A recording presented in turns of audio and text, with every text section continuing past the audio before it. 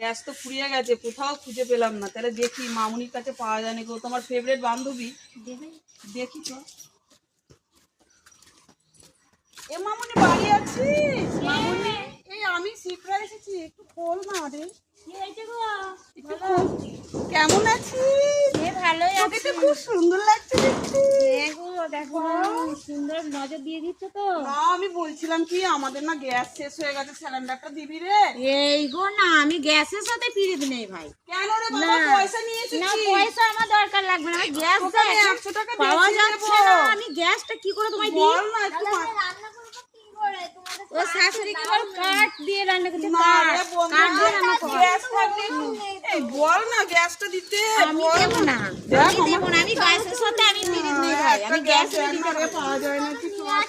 আমি দিতে পারবো নাকি, আছে নাকি আমি আমি গ্যাস দিতে পারবো না, তোমরা ভুল করছো।